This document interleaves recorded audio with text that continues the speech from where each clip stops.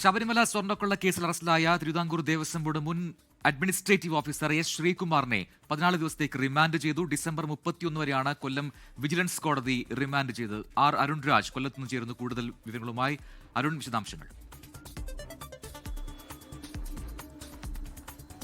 പ്രജിൻ, ശബരിമല സ്വർണ്ണക്കൊള്ള കേസിലാണ് മുൻ അഡ്മിനിസ്ട്രേറ്റീവ് ഓഫീസറായ എസ് ശ്രീകുമാറിനെ ഇപ്പോൾ കൊല്ലം വിജിലൻസ് കോടതിയിൽ ഹാജരാക്കിയത്. കോടതിയിൽ ഹാജരാക്കിയതിന് പിന്നാലെ 14 ദിവസത്തേക്ക് ശ്രീകുമാറിനെ ഇപ്പോൾ റിമാൻഡ് ചെയ്തിട്ടുണ്ട്.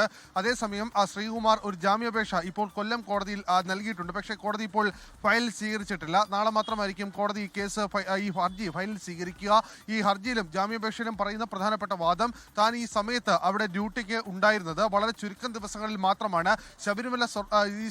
ശബരിമലയിലെ ദ്വാരപാല ശില്പങ്ങൾ അവിടെ നിന്ന് കൊണ്ടുപോകുന്നതിന് 2 ദിവസം മുമ്പാണ് താൻ അവിടെ അഡ്മിനിസ്ട്രേറ്റീവ് ഓഫീസറായി ചുമതലയേൽക്കുന്നത്. അതുകൊണ്ട് തന്നെ മേലുദ്യോഗസ്ഥർ പറയുന്നത് അനുസരിക്കുക മാത്രമാണ് താൻ ചെയ്തത്.